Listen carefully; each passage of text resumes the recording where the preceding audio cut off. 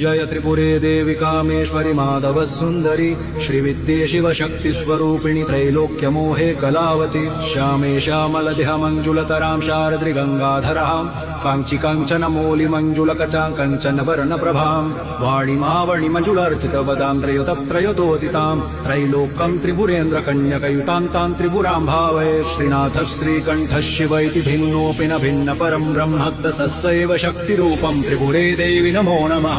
कामेश्वरि कामदायिनि कामरूपिणि कामपाले कामप्रदे कामचिन्ताशमनि कामेश्वरि पालये सौम्ये सौम्यगदङ्गिरि सौम्यगुणधारिणि सौम्यप्रदे सौम्यकला सौम्यरूपे सौम्यभावप्रदे नमः।